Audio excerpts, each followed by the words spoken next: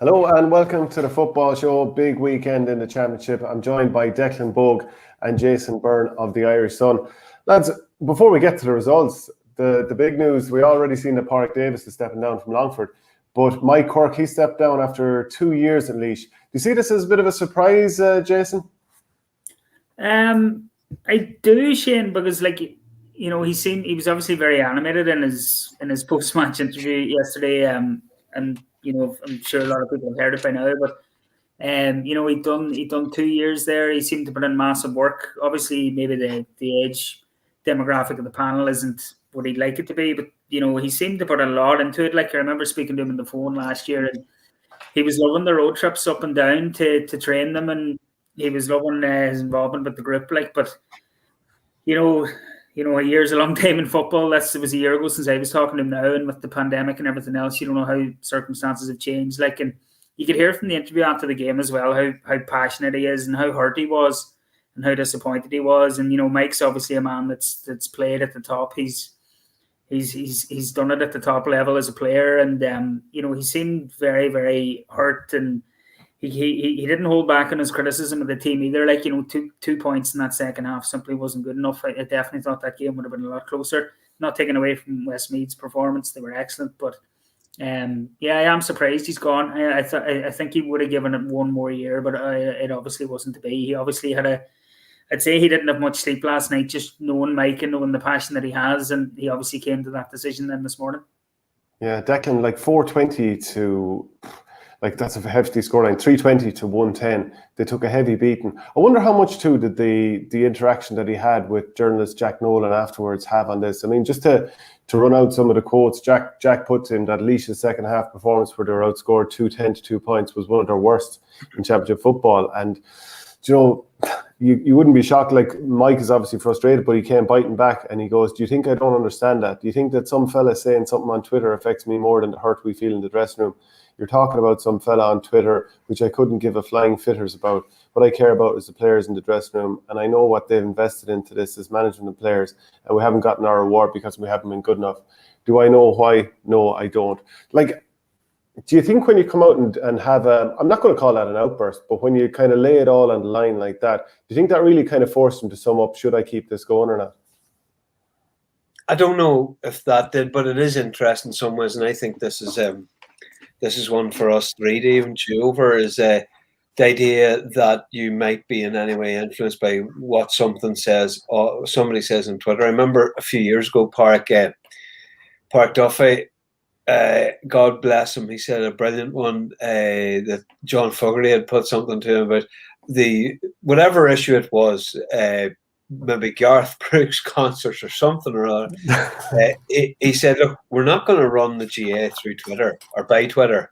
The GA won't be influenced by Twitter, because it is the most ridiculous thing that I'm not criticizing Jack Nolan, because sometimes we all kind of are willing to say that the court of public opinion says this, but the idea that Twitter would be taken as a kind of a representative cross section of anything is ludicrous. And you might as well walk into a pub and ask the first 5 people, "What do you think of X, Y, Z? What do you think of Laois? What do you think of Laois? What do you think of Laois?" There is no point doing that, and it's kind of almost unfair on the manager to say this is what this person says.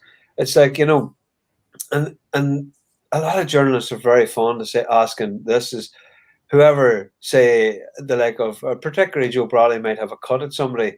And then we're always asking that person, "And what do you think of that? What do you think of a newspaper columnist and their opinion?" And really, Mike Quirke is involved in this, right? He is in 100%, and he's head and shoulders into it, and he's looking at the development of the county in a holistic sense, and looking at examining all their coaching structures. And my God, he does bring a lot of expertise, right? That's besides, and that's taken completely away from the performance on the field. But then to be told this person says this about you that you don't know, that has no recourse to you, won't meet you in the street. I mean, it's kind of unfair.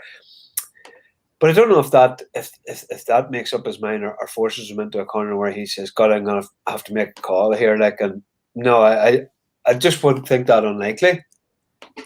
Yeah, I mean, if you look over his tenure, like he took over from John Sugru, who had a couple of good results, and then obviously it finished on a fairly sour note when they conceded 4-20 against Cork a couple of years ago in a qualifier in Thurles. But they had beaten the likes of, I think, Derry in a qualifier that year, and Westmeath also in the provincial championship. But then Mike Quirke, like, very tough job. But what's he really going to achieve in Leinster? You're not going to be beating Dublin, but he did beat the likes of Longford last year, and then to lose this game in this fashion, and obviously it didn't go his way in Division 3 as well. Do you kind of think in some ways, if you're someone like Mike Quirke, you know, he obviously has a very good coaching background. He's coached down in his home county as well before this, Jason, that you kind of weigh it up and wonder, how much better can this really get? I mean, what can fully be achieved when you have someone like Dublin who are so dominant, and maybe Meath? I know last year's Leinster final wasn't great, but like they look like they're getting it together a little bit too. So how far can they go? Yeah, and I'd say that's the same thing Porrick Davis was thinking as well when he announced he was gone as Longford manager yesterday. Like he took that decision straight after the game. That can't have been easy. Like, you know, he went into the dressing room, he poured his heart out to the players by all accounts, and pulled the pin on the whole thing. Like, so, you know, he's said plenty of times in interviews in the past that the championship isn't. You know, they've nothing really to aim for, bar maybe a victory or two in Leinster, and that's it. It's just for the likes of these counties, the format's really going against them. And I'm sure Mike was thinking the same thing last night when he was staring at the ceiling in his bed, or when he was up early this morning, kind of deliberating over whether to make the final call or not. It's very, very difficult, and you know the amount that goes in for these counties, and they're just hitting the ceiling time and time again. It's extremely difficult, and obviously the resources wouldn't be the best, and the likes of Longford and Laois either. Like the effort they don't want for that, but you know, as Declan mentioned there, the coaching structures and everything, they're trying to put everything into it, but they know they can only get so far. It's an awful predicament for these managers when you think about it, you know, especially for Mike as well, who was travelling up and down, and that's obviously a big thing, you know, and a lot of other managers have fallen on that sword before too. Declan, just even like if you're a county that's trying to kick on to another level, and your own Fermanagh lost to Monaghan over the weekend, it's very easy for people to almost kind of sneer at you to some degree, because I don't know, was it yourself that heard it or someone else there, but some Monaghan player was taunting his opposing number and basically saying Tiresome Cup boys. And you know, from anyone who isn't aware, that's the second tier competition that's supposed to be in there. And to be honest, I think for a lot of counties they'd love to have a Tiresome Cup this year, but it's a little bit sneery for my liking. Well, it was a sneer. I kind of thought it was a wee bit funny too. Like, you know, I'll tell you what, every one of us has been privy to and told by certain players about stuff that has been said on the pitch of a personal nature. I mean, if you're going to keep it sneering about the level that you're at, then that's a little bit more acceptable than some of the more ridiculous and personal things that we've all heard of, where the players can get up to. It's a bit like closer to the American sport sort of trash talking, where people might slag off each other's trainers or something like that. But a Monaghan player and a Fermanagh selector were kind of going at it. The game was long gone. It was just a wee bit of frustration, I suppose, that crept in, perhaps in the Fermanagh man's perspective. But then Monaghan players just said, the Taunts Cup's all you're good for. And he has a point, because you're talking about what Park Davis could have achieved, a win or two in Leinster. Like, what is there right now for an Enda McGinley or Ray McManaman, or even, God forbid, like people in Down will hate to hear it, but like a Paddy Talley? You know, there's just such a lack, and there's a number of factors into this. Number one, getting rid of the back door this year was a disgrace. That was. I cannot understand why that would be when we're looking at like the Christy Ring Cup and Down. You know, I mean, they split up the football leagues in geographic terms so that teams wouldn't do much travelling. And the first weekend of it, Down had to travel down to Kerry, and they've been back down there again for the Joe McDonough, and then they've had Meath, and like, you know, so there's teams clocking up all sorts of distances and playing group games in the lower competitions, and you couldn't fit in a single backdoor game in Gaelic football, and that's pathetic. That's just bad. The people who are deciding the competitions, who are Well, it's all theatre, really, isn't it? It's all like, okay, we're going to have a competition. We know that there's a pandemic, so we're going to keep it as low key as possible, have as few games as possible, and it is theatre. It's like wearing masks outdoor. I mean, if you're going to be separated from people by 20 yards or whatever, the idea of wearing masks outdoors is ludicrous, but we're going to do it for theatrics anyway. And then constant reminders of social distancing over the tannoy every time there's a break in play. It's like Big Brother out there. But I think a lot of it is down to theatre too. I'm not sure what you think, Jason. Yeah, like I noticed that yesterday when I was in the Hyde, at the front of the stand, people are familiar with Dr. Hyde Park. There's just loads of concrete pillars for people to sit on, and it was just an absolute sea of umbrellas. And at the end, like, people had to vacate section by section, and the game threw in at 1:15, and the rain was torrential for a good 2 hours, and everybody just wanted to get out of there. And I really felt like we were at the back of the stand. We were covered. We got soaked on the way in, but that's another story. But it just seemed a bit mad. There was loads of room across the stand as well. All the terraces were empty. It wasn't a day for putting people on the terraces anyway. But I found it all a bit too much. And then just on Declan's point in the back door as well, Anthony Cunningham was very strong in this after the game too. Roscommon have lost 5 games in a row. They haven't won since last October. But I'll just read you out what he said here. He said it's wrong. There's a big gap there. There's going to be club competitions, etc. But at the national stage, there has to be more GA games. That's just our opinion. The amount of work that goes into every single county, I think there has to be more games. I couldn't believe it when we didn't get a back door.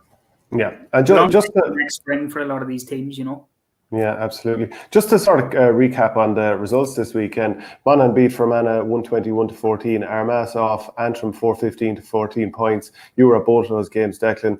Obviously, Jason, you were at Roscommon losing to Galway 211 to 12 points. And then in Leinster, Westmeath beat Leashwell. Meath did the same to Longford. Dublin beat Wexford by 15 points to 7, and Kildare beat their local rivals awfully. So if we jump on a little bit, the cost of that victory for Monaghan against Fermanagh, just leaving all the joking and the taunting aside, Conor McManus going down injured towards the end of the game after a collision with Byrne and Bogue, who is a distant relative of yours, Declan, I believe. But is he going to be all right? Did you get a sense that he might be in bother for the season?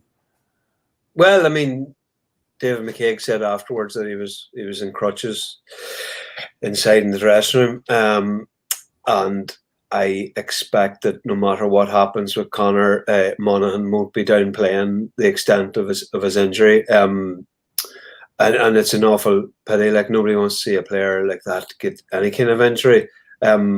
If I don't mind, I do want to talk about that game, but I'm just getting back to where we were when we left off that point about there being no back door. But there's also, say for example, and this relates to the point we're gonna make anyway here. Fermanagh had the like of young Dara McGurn, the Josh Largo Ellis. They had Luke Flanagan, Sean McNally, a lot of young lads that were playing in the Hogan Cup team, right, of St. Michael's that won a couple of years ago. Now, in normal times, those lads might have played 3 to 4 McKenna Cup games over this year and last year, and 7 league games in 2 years. So it's 14 plus maybe.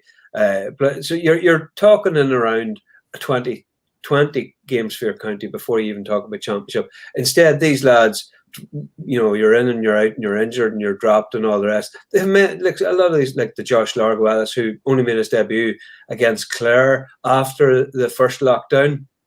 They've only had about 6-7 games of inter-county, and you're putting them in against teams that are very conditioned, very long, and the like of Banty's been able to just replace a man here and there along the lines. Like Stephen O'Hanlon was in a few years ago. They've brought in Michael Bannigan, like he's very forceful, strong runner.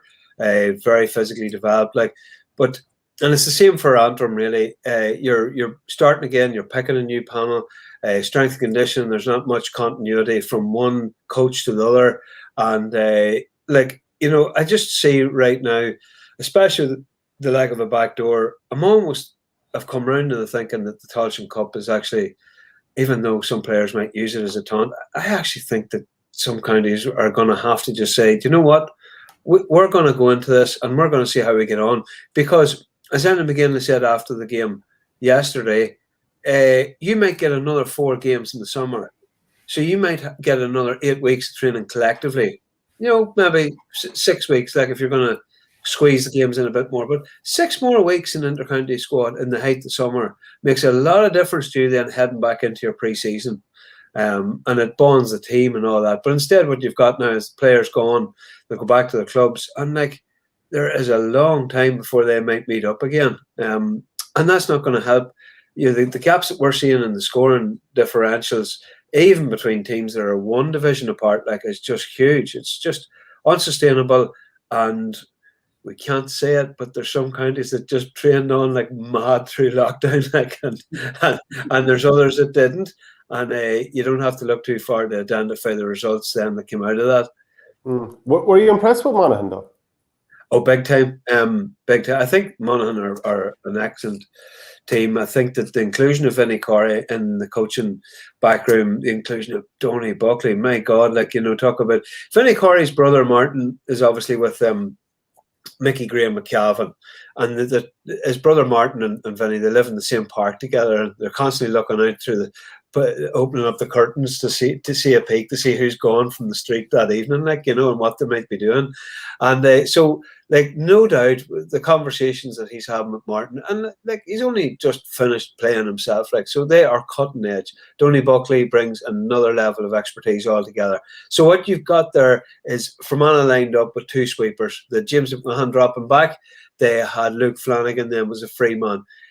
What Monaghan did then was the interesting thing. They brought Conor Boyle from fullback, and he made runs every single time. So he was marking Sean Quigley, but then Sean Quigley was dropping back his own 45. But what Boyle did was he was continuing his run on further and running straight towards James McMahon. So that meant then Fermanagh, instead of having two sweepers, had one sweeper. But what the interesting thing for me, and I don't know if it was planned or rehearsed, but they left the 19-year-old Luke Flanagan as the only free man. And when you're 19 and you're in your championship debut, you're not going to suddenly become a Ryan McCluskey or a Johnny Cooper ordering lads, drop here, move here, come to me. You're just kind of saying, I hope that I get through this game unscathed when you're 19. There's not a 19-year-old in the country that could, run a defence like that when they're the free man. So I think what they did was very interesting. Fermanagh had the mass defence, but as we've seen in the Division 1 teams, they're able to get through each other's massed defences. And they're doing clever runs, like coming to the ball, cutting back, ball over the head. That's the man taken out of it. Like, right, where are you going to go now? There's a sweeper coming. No, sweeper's no good to you because he's tracking a run made by Conor Boyle. They were just so clever. Fermanagh, like, we don't know even what Monaghan are going to do in kickouts because Fermanagh just conceded and let them have the short ball every time. But highly impressed, like, you know, there are one or two things you may say, but Conor McCarthy was quietish. Conor McManus actually wasn't in his sparkling best, but it was one of those ones that they're quite happy maybe to sacrifice their own game because the scores were coming. Four out of the back seven scored for Monaghan. You know, that's some start. What about even Jack McCarron too, scoring 1-3? Because, you know, like, if you were to look at it and not really analyse it too much, you'd be like, he's one of these players that felt like he was coming forever. And then a couple of years ago, it looked like, okay, he's arrived. But then, you know, I mean, maybe injuries or whatever, it feels like he's took a step out of limelight again, and now he's returning again. Well, I mean, I think it was, if I'm not mistaken, I don't like to get these things wrong, but I think it was the knee twice. He's a cousin of Dick Clerkin, like, and his father won an All-Star as well. Like, so I mean, you know, he's kind of destined for big things from a young age. He's got a lovely, lovely kick in action, like, and he's one of these kind of players that everyone likes. But what struck me was, and it goes back to that when I was telling you about, like, Monaghan committing defenders forward. That goal came about because Kieran Duffy got in behind the cover, number 2. Now, he didn't score, but he took a serious shot, and the goalkeeper parried it, and Jack McCarron followed in, fisting it, when he skittled about 2 men out of the road, which, when you first saw Jack McCarron, you thought he might be a bit wafy, a little bit Gucci, you know, type of physique or type of play, but he's a forceful boy, and the way that he just completely scattered men to get that ball said an awful lot about his just the dog in him. Jason, we'll come back to Fermanagh in a minute, but Jason, what do you think the trajectory is for Monaghan, and where can they go this year? We know they're going to be against Armagh next in the Ulster semi-final, but their league performances weren't overly amazing. I mean, they got a couple of points there, all right. They lost one game and they drew 2 more. So what are your thoughts on where Monaghan are at? I think they'll definitely relish that game against Armagh. I think it's going to be a cracker, and obviously that relegation playoff win against Galway would have done absolutely wonders for them. Like you know, because they lost that game twice and they still came back to win it. You know, and the never say die attitude and the scores they got to pull that game out of the fire and the scenes at the end, like that would have given them just huge momentum. Like just staying up, and the fact that they were dead and buried in that game twice just to come back and win it. Like, and I think you know.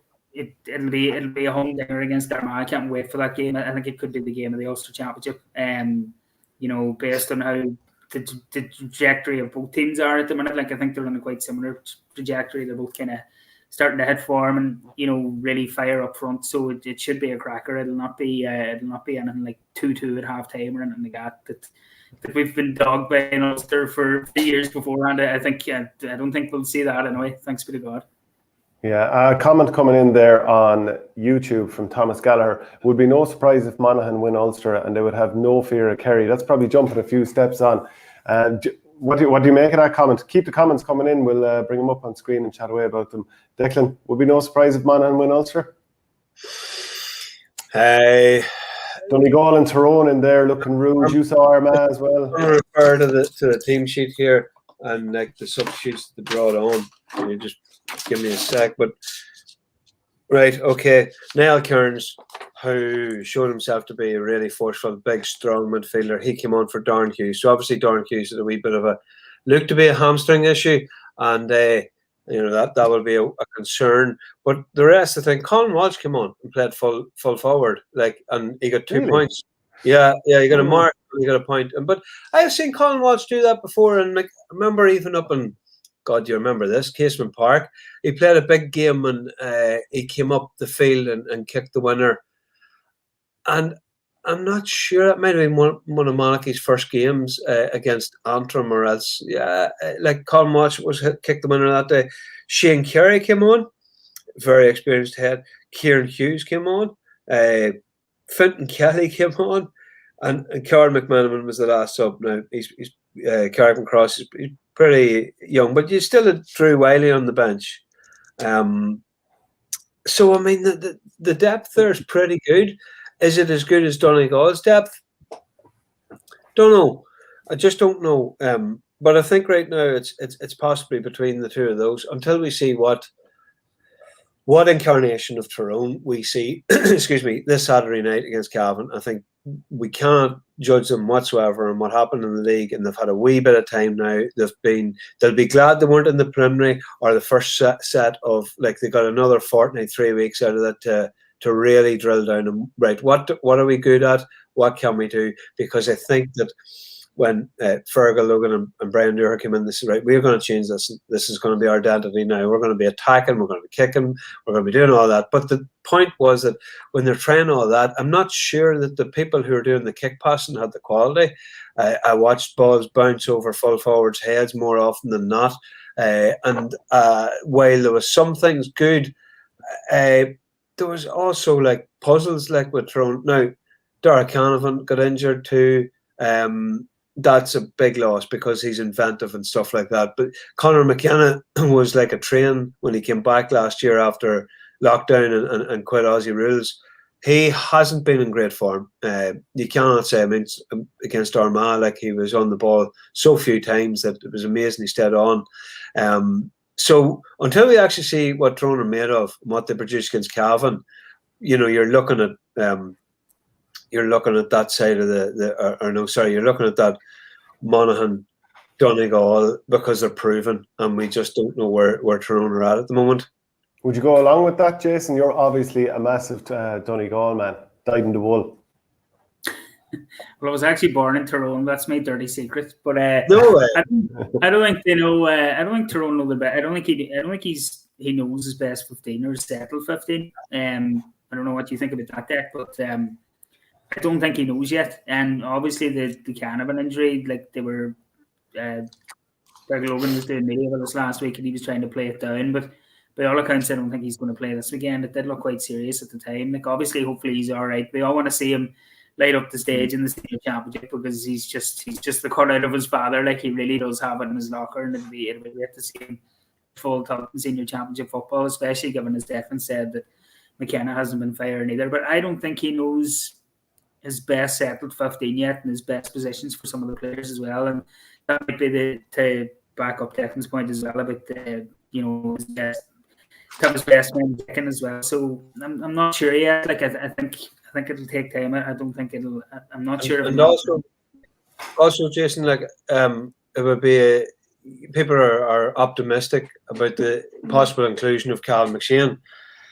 Cal McShane won an All-Star, fair enough, but he has had a horrendous injury and he had to have it reset. So 2 surgeries later, no football. Are you going to risk putting him in against Park Faulkner, who, Park Faulkner's not a bad full-back, like, and fair enough, like, league didn't work out for him or Cavan, but like championship, he's a different animal, like. So I don't know if you could just risk Cal McShane just yet, even if he is right. And you're never going to get the true answer out of any management figures. Like, they're always going to say that, yeah, back in training, doing well, going well, he's in the mix. Like, we don't know where he is, but a lot of people have been pinning their hopes in Cal McShane, Dara Canavan, Conor McKenna, and for this to be the new forward line.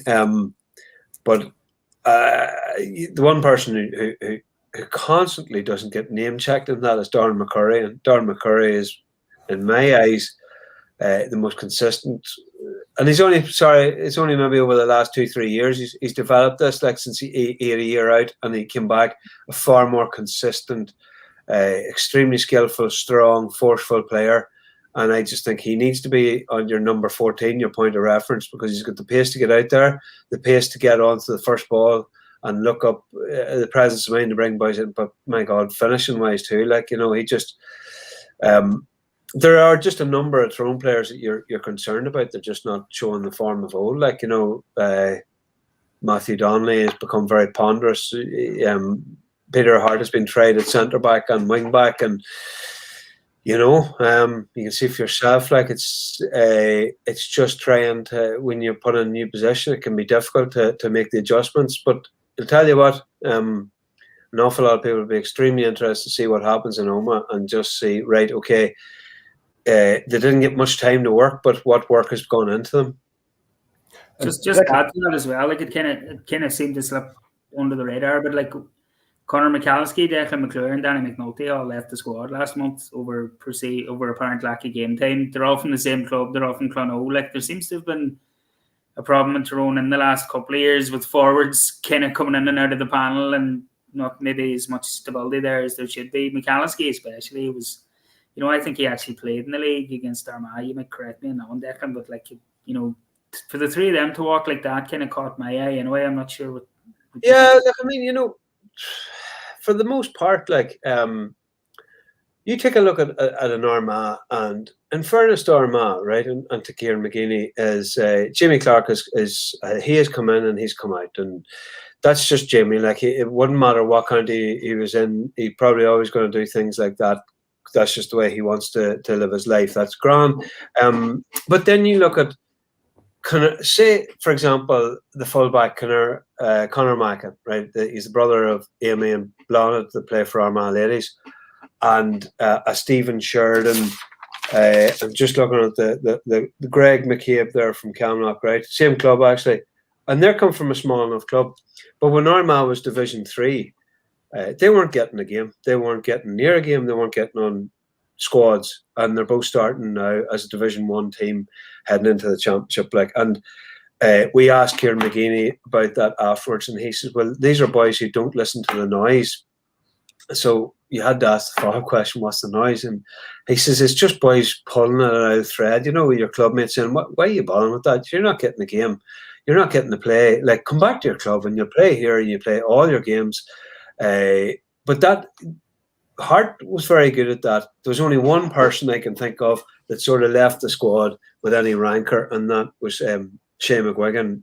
But I'm not sure. I don't think anyone was particularly crying out for him to get back in at any point, and he didn't make it when they had trials at the start of this season. So Hart was able to keep the like of Conor McCalskey, Declan McClure, all these boys on the panel without any complaints. But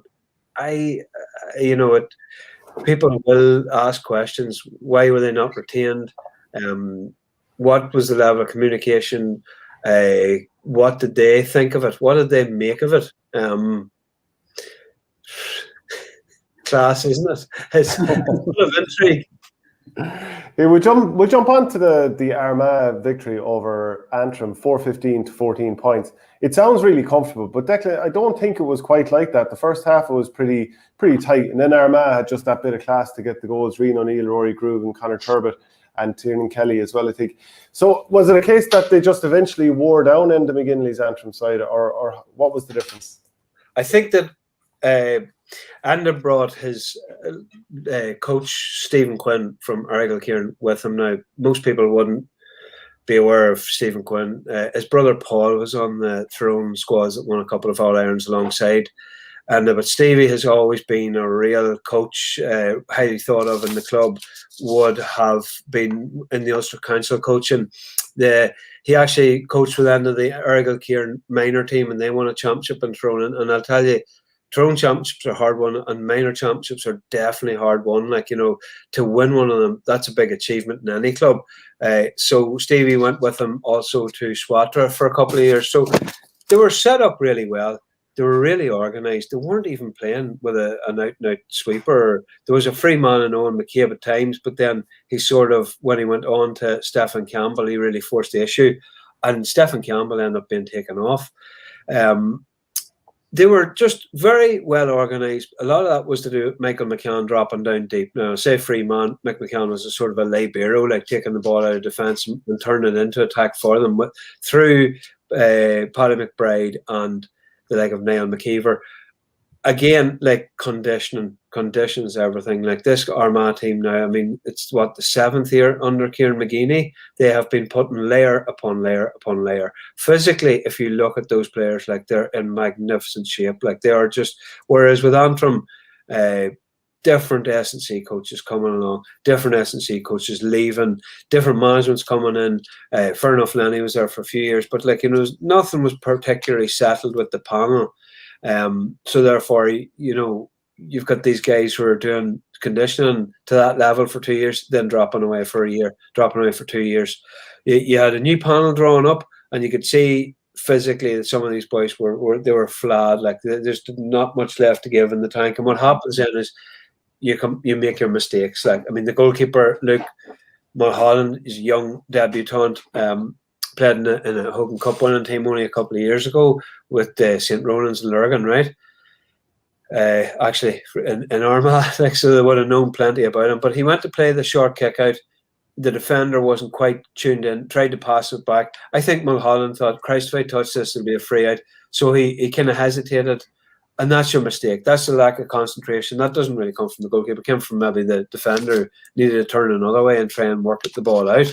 But once then that was such a deflation, that 2-10 left at 2-10 to 9 points, and that was 45 minutes. And really, like Antrim, when they're playing Armagh, they're always going to just, they're going to lie down at that stage. Like, the importance, the difference in Antrim reached an Ulster final in 2009 by beating Cavan and Antrim, but really, while weight training and that was certainly in and part of it, I can remember like the way that county teams treated it. It was that, yes, we're doing this for 3-4 months at the start of the year, over October, November, December, January, and then we're straight into the football. We might occasionally do weights, but there was no topping up. There was no constantly conditioning.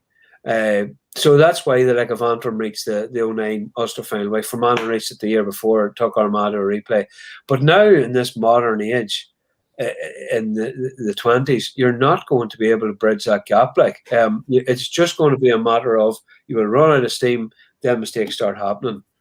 Well, one of the big things is if you don't keep doing the gym during the season, the places that your body was powerful in October, November, December, and probably going into January and February, those muscles will begin to weaken. If you don't continue to top them up all the time, you're not going to be hopping off the sod the same way you were before, and you're going to be more susceptible to injury. And so there's many different reasons that's important. You can't just do it for 1 year and then say, well, I've done my S&C. It's like it's like Mike McGurn used to say, like, you have a training age, So if you've been doing this constantly for 5 years, your training age is 5 years. someone who's been doing it for 5 years is a world of difference to someone in their second year. Yeah, no doubt. Jason, where do you feel Armagh are? Do you think they're still below? I mean, there's obviously Dublin, and then you could maybe have Mayo and Kerry just not too far off that. Then the likes of Donegal and Tyrone, and there's probably one or two others that are in the mix. Where do you have Armagh in this sort of ranking? There's kind of a big middle pack there, isn't there? I know are they as good as the likes of Donegal, Tyrone? Are they getting there? I would have loved to have seen them get a crack at Tyrone in the championship this year. Obviously that can't happen until an Ulster final. But I remember last year after they got that spanking from Donegal in the Ulster championship, from what I gather, from what I've heard from him since, the geezer took that defeat quite badly, and he spoke about softness, and definitely softness is nothing that he was used to when he was in his Armagh captain. So.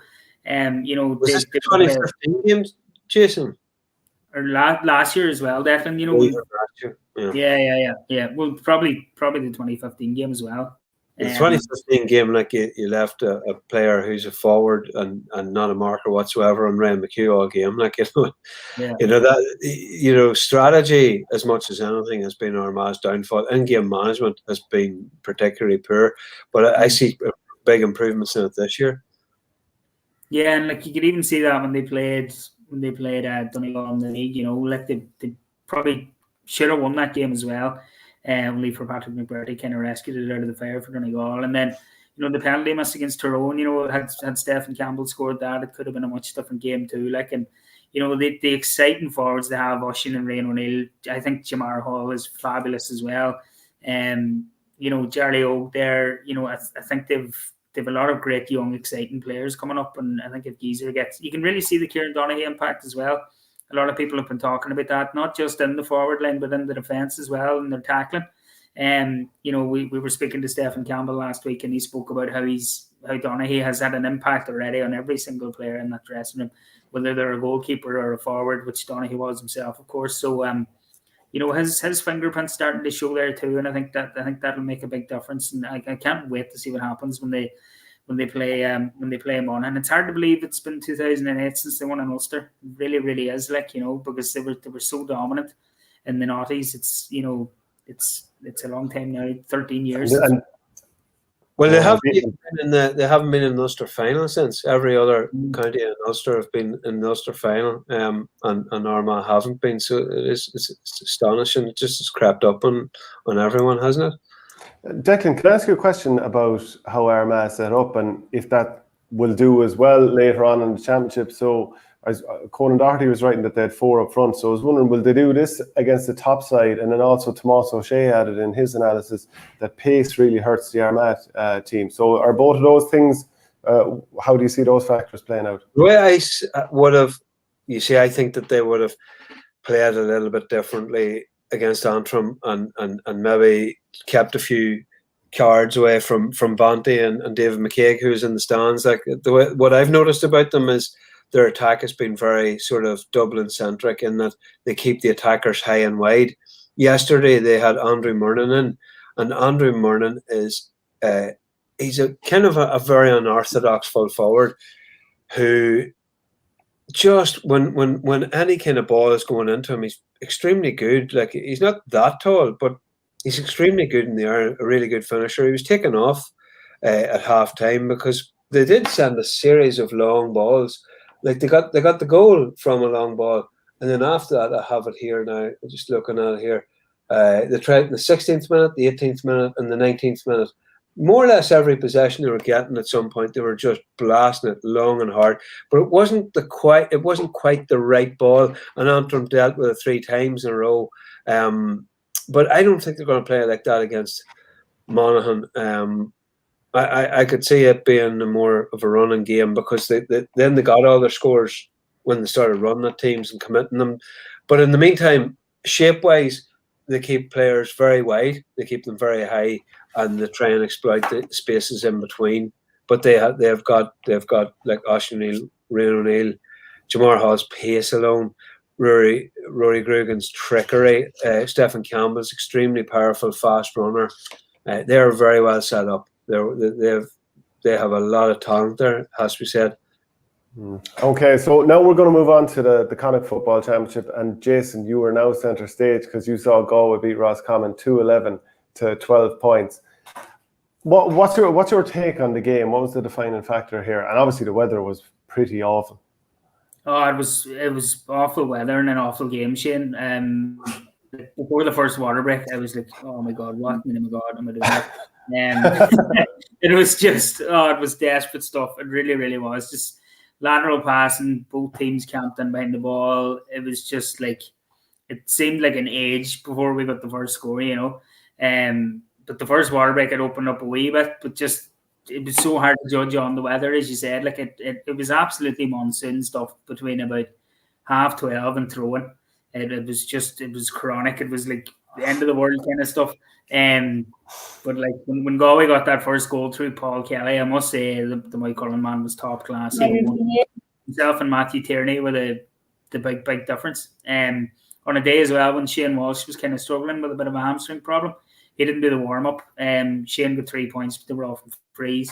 You know, when he got taken off later on. But I think just the sense from the Galway camp was just one relief, especially after what happened that day against Monaghan and Clonus.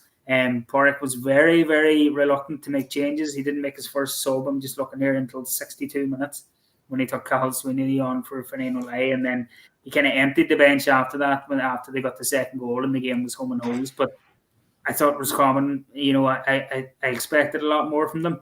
I thought they were quite poor. Enda Smith was excellent in the middle of the field. He got 3 points in play. He had men hanging off him as he usually does.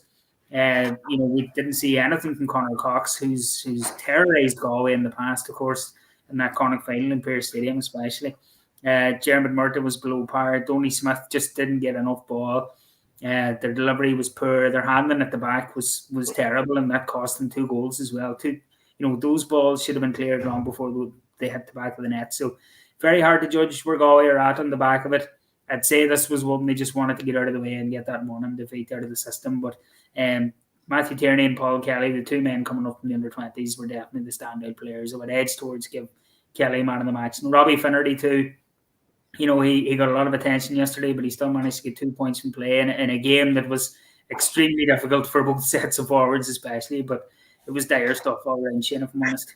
Yeah, and if you want to get any comments in, let us know and we can bring them up on screen and chat about them. Declan, I'd be curious to ask you about the narrative around Roscommon. So Stephen Poacher came in for this season under Anthony Cunningham, and you know he's obviously been accused of being overly defensive and that type of thing in the past, and it seemed a very easy narrative to go towards. But I mean, 2-6 of the 2-11 that Galway scored came from Roscommon turning the ball over. So suggesting that they just have this really defensive setup, is that a little bit unfair? Is it wide of the mark? I haven't seen much of Roscommon this year, so I couldn't make the definitive judge on it. But like, I think sometimes that, you know, there's how you may ask Jason how they're set up and get into the detail of that better. I think someone like Stephen is a recognisable coach and has been involved with Carlo, and they upset a few people and they ruffled a few feathers. They threw over a few, I was about to say apple tarts, like Bertie style there. They upset the apple tarts. You know? But the point is, like, then, you know, you get labelled with this, oh, he's just a defensive coach. Like, you know, there's other teams that he's been involved in that, you know, it's not about that. Like, it's about just, you know, counter-attacking in a certain way rather than being labelled as, oh, we're just defensive and we get certain numbers back. Like, you know, so many of us, like, I'm not saying I'm anyway got any level of expertise, but I have enough conversations with people to know that sometimes, say, for example, I opened up the boot or the bonnet of my car and I was looking at the engine. I'm looking at it, I'm saying, oh yeah, the car's not going. Something wrong with the engine, but I don't have a clue because I'm not a mechanic and I have no interest in that side of it. And you know what? I'd say about 80% of people look at football matches and you know, say for example that Fermanagh Monaghan one, and there was actually something very subtle going on with what Monaghan were doing. But I'd say 80% of people are saying, oh, this all over and back stuff, this drive you mad, like this is not Gaelic football, the game's gone. You know, yeah, there's a deeper understanding, but sometimes sometimes the sound bites get a wee bit more traction than actually, okay, right, here's actually an explanation of what's going on here, because sometimes that's just boring. Yeah, Jason, was it wide of the mark? Were they overly defensive? Do you think that they got the best out of the team? The first thing I have to say is that Galway were very defensive as well when they didn't have the ball. Before the first water break, Galway were dominant in possession, and Roscommon just did everyone behind the ball. And like the first water break, see here, was on 19 minutes, and the score at that stage was 2 points each. And then when Galway got the first goal through Kelly, Roscommon kind of went for it and opened up again and spread out the field a bit more and looked more lads forward. And then the Smiths started running at them a bit, and they started making hay a bit more then. And they got back level in the half-hour mark when Donny Smith, they needed to get him on the ball. And when he did get on the ball, he was very, very dangerous, and Galway didn't know what to do with him. They both went long from the kickouts, and they were kind of all over the shop. There was nobody dominant from their own kickout. There was kickouts going out over the line and everything else. And the weather was just causing havoc. But like a lot of the narratives yesterday seemed to just hammer Roscommon for being defensive. But believe you me, Galway were every bit as defensive, and they didn't have the ball 100%. So it was just that kind of game. But it was dreadful stuff to watch, I'm not going to lie. But flashes of brilliance from those lads, like I said, Kelly and Tierney for Galway, and the Smith and Donny when they got on it for Roscommon. But they just didn't have the quality. Coming towards, especially in the second half. Like I think they only scored a point. They scored 2 points, before the second water break when Galway had scored 5. So as the game went on, just that bit of quality seemed to kind of, there was a big gulf. And they'd have gone Cathal Craig as well. He made a big difference when he came on, but he was only on a few minutes before he got injured and he had to go off again. And there was a great stat yesterday from Willie Hegarty, the voice of Roscommon GA, that the last time Roscommon beat Galway in the Hayden Championship football, none of their starting team yesterday was born. It was 1990. So obviously they've turned them over in June and Saltell, but they still haven't beaten them in the Hayden Championship in that length of time, which is incredible, really. Yeah. Have you seen, like, Matthew Tierney, you mentioned him there, like he got that incredible mark and leveling point. Was that a leveling point against Monaghan in that relegation playoff a couple of weeks ago? He looks like he's developed into a serious footballer. But what was the talk about around Shane Walsh afterwards with him getting injured? Because without him, I mean, they still have some excellent footballers, but he's that extra level. Yeah, like you're not going to beat Mayo without him. I don't think any Galway supporter would argue with you there. He didn't do the warm up. He came off with a couple of minutes to go. He seemed to kind of tweak it again before he went off. Again, it's probably like. Isn't that mad to not do the warm up and still risk a lad if you don't think you can do the warm up? It's nearly like the Michael Murphy thing a couple of weeks ago against Down. Do you not just leave him off? Do you not just trust what you have in this situation and have him ready for bigger fish to fry down the line? And I watched him quite closely, especially in the first half, just to see how he was, and he seemed to be fine. He was running with the ball normally and everything else, but he just didn't get on it enough. He wasn't really making the impact that you would think he would make in a big championship game that day. So he probably was curtailed a bit, even though it wasn't visibly there. I think they have 3 weeks now before the Connacht final.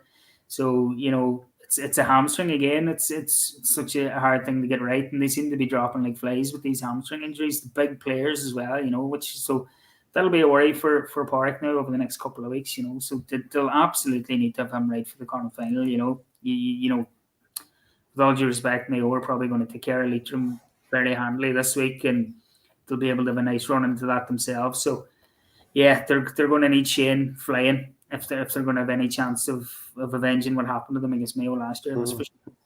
You could end up with a Connacht final without Cillian O'Connor or Shane Walsh, two of the best men. Obviously, Cillian O'Connor has gone for the year. Question I was just thinking of there, Declan, just in a broader sense. Being a manager at the moment, when you haven't really had that great of a pre-season, maybe certain players are carrying injuries. They obviously, when you don't have that same length of a pre-season, does the body, as we even talked about doing the gym and stuff, is the body as resilient and ready for the season? I was in Croke Park on Saturday and I watched Wexford against Kilkenny go to extra time. And they're cramping up, weren't they? They were cramping up, but Davy Fitz also, he took off some players who were clearly spent and had cramp, and he put them back on again during extra time.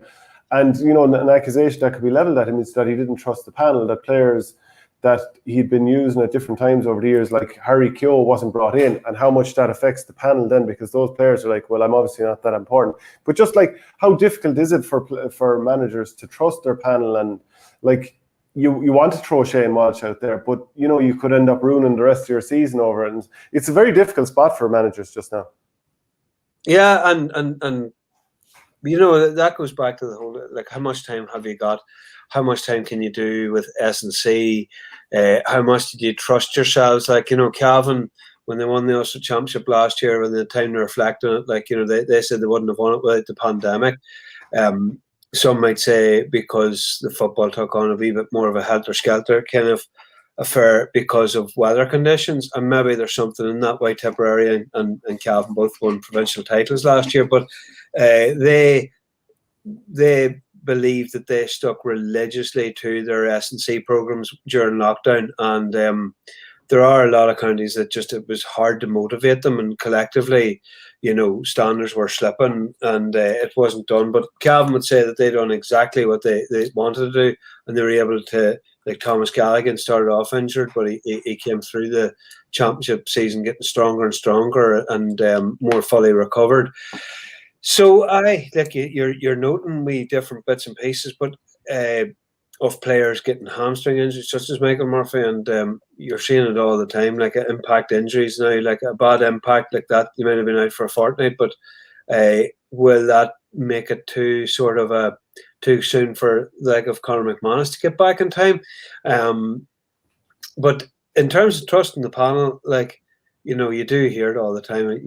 Brian Cody said after the game there on Saturday that about the strength of the panel in the 35 and having the choice to make for the 26. Like, by and large, I'm seeing that the managers are making at least the 5 changes. They're like, certainly they're 1, 2, 3. Antrim made 5, and Armagh made 5. Monaghan made 5, and then there was a head injury at the end. Or Fermanagh made the 5. I don't know.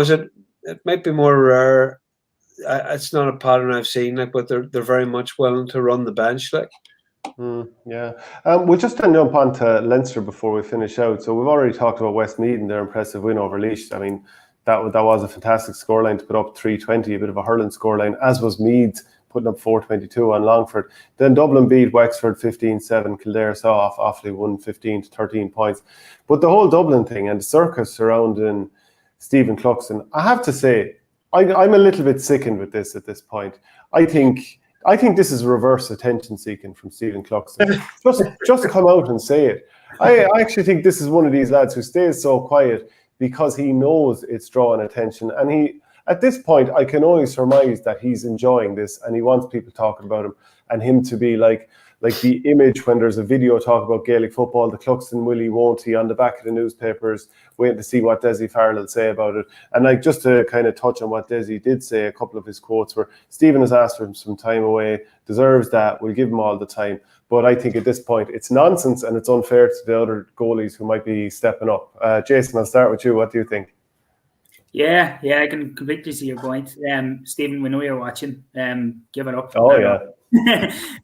Well, like, he's seen off so many Dublin goalkeepers over the last 20 years, but like, obviously Evan Comerford has been groomed as the great replacement, and he looks well able for it now. Like, he certainly looks like a player that's been learning from the master over the last couple of years closely, and he looks primed to step in to fill that void. But like, why let this drag on? Like, it's not only unfair to Comerford and Michael Shield that are there, it's unfair to the rest of the panel, because it's causing this little sideshow, and the more it drags on, the worse it's going to get. And like, it's mad to think, like, Desi seemed to be fairly honest yesterday, in fairness to him, when he said he genuinely didn't know, that Stephen stepped away, but he hasn't retired, open-ended panel, yada, yada, yada. But what I do know is Cluxton's a big clubman, and I'm sure he did enjoy going back with Parnells this year and playing out the field with them, and not having that sort of pressure that comes with being Dublin captain and being under the spotlight that he so undesires that comes with playing with Dublin. But yeah, like, just nip it in the bud. Like, we're into July, they're heading into a Leinster semi-final, Leinster Championship foregone conclusion or not. It's not the time of year to be kind of dilly-dallying over this or not. Like, call it this year, maybe come back next year, whatever. But surely give clarity on it now. Given that we're so far in and that they've played 5 games now between league and championship. Declan, would Jim Gavin put up with this nonsense? Yeah, well, sure. Look at he put up with Dermot Connolly and he brought Dermot Connolly back. He watched Dermot Connolly try to kick a sideline over the bar in an All-Ireland final, didn't he? Like, when Kieran Kilkenny wanted it, and they would have been easily recycling another minute of possession to win the game the first day out. Was that the 2016 final? The memory's not what it once was, but you know what I'm talking about, that incident where he indulged that, and there was no punishment for that, and then even though Dermot then played a summer in Boston, he was able to come back into the panel. And the best managers will make the odd exception for the best talent. You can talk about team and the group and the importance of all that, and being fair, being straight down the middle of everyone. But at the end of the day, when you have generational talents, like, you see managers making exceptions for them all the time. And goalkeeping is slightly different, right? I mean, this is not like Cian O'Sullivan saying, "I'm done, my body's done." Goalkeepers are they are individuals within teams. This is my view on it. And now, Shane, help me out here. When Davy Fitz was coming into there's Davy, right? Davy is one that would preach about team. But there was no team in Davy at all when he was the Clare goalkeeper, because he was the Clare goalkeeper and that's all he wanted to be. Now, who was the previous Clare goalkeeper? Was it Seamus Durack? Is that the right name? Oh, I'm not sure about before Davy, but I know he was there the late 80s, so maybe he went on. I'm not sure who was there just before Davy yet. It was a yarn either in Christy O'Connor's book, about the last man standing, about the hurling goalkeepers. Yeah. Davy found out your man's route to work every morning. And yes. How is this still in my head? He would find out where he went to work in the morning, and along the way, then your man would be driving his work van heading to his day's work, and would just spot Davy by the side of the road, pucking the ball off a gable wall, like at whatever 7:30, 7:15 in the morning. Like, that's insanity. That is not wise, and that is an individual operating within a team game. And Stephen Cluxton is exactly like that. I mean, you can say, "Oh, we don't know him, and we've no insight into him." Of course we don't, but we know enough to know that the way he is driven, and the way that that even in the clues that you do get from John Leonard's book, who is the Dublin sub goalkeeper, Dub Sub Confidential, wasn't it? That he took lessons from Cluxton and said, right, he seems to be in early. I'm going to come in 10 minutes earlier. But he could never get the better of Cluxton, because Cluxton then was simply going straight from school to training and eating then, in the dressing room before or whatever. So these people are the most selfish, driven players within a team environment, because there's only one position to go to. And that is, Stephen Cluxton may not want to give up the kudos and the privilege and all that comes with being the Dublin goalkeeper and captain. And that's why it hasn't come as a surprise. People say, Tomas was Shane Conroy calling him selfish. I mean, Jesus Christ, lads, if he wasn't selfish, he wouldn't be a 39-year-old playing inter-county anymore. He has to be. Inter-county players are extremely selfish people. That's just the way it works. Just another point on this. Do you think, how much of a blow do you think this would be to Dublin if he doesn't play this year? Have you seen enough from Everton Comerford that he can step up? Bits and pieces, whenever he gets the chance. And I don't know.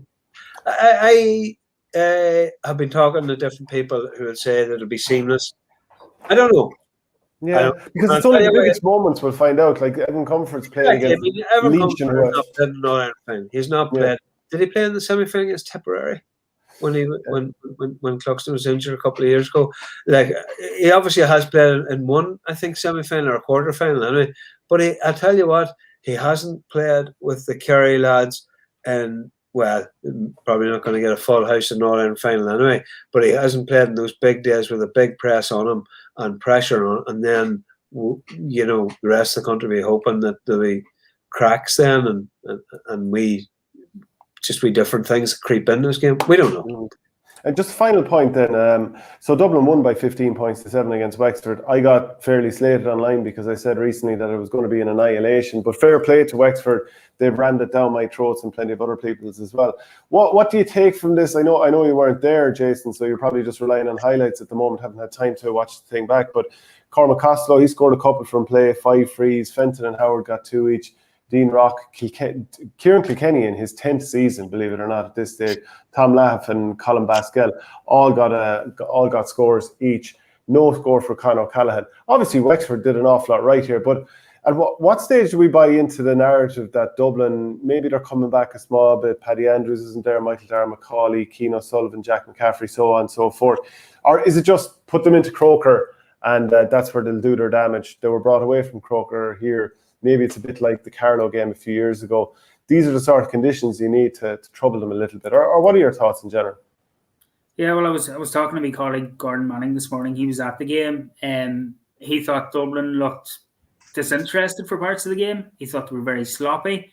He thought Wexford got under their skin. He thought Wexford balanced it very well between getting under Dublin's skin and trying to play a bit of football at the same time. He thought Conor O'Callaghan in particular got very frustrated when a few of the Wexford players got into his face and that kind of his head was maybe gone early and that this was something that he certainly wasn't used to. The only bits of the game I saw was from the Sunday game, which of course can be hard to judge, but like when you see Brian Fenton just kicking aimless ball out over the line and stuff like that, you're thinking, geez, what's going on here? But you have the Croker factor as well, obviously, I remember putting a tweet up last week, someone pointing out that England are playing all their games in Wembley. I was like, Jesus, thank God this doesn't happen in the GAA, But they could go in to Croker now against me and absolutely batter them within an inch of their lives, like they did in the Leinster final last year. Like me, they're obviously going to be coming in a high, great performance by all accounts from them, but it just would be. It is great when you do get them out of their comfort zone and put them on the road. That's the first Leinster away game since 2006 against Longford. It's just not good enough. But jury's out still. Time will tell. They could go into Croke Park now and obliterate Meath. Who knows? But the signs were there that the chinks were in the armour. And Declan's point too. We'll know all about Comerford as well when he's facing the likes of David Clifford in a high press, and there's a noisy Croke Park, maybe 2/3 full at least come the end of August, please God. So we'll just have to see. A final word then with you, Declan, on Dublin. Where do you think they're at?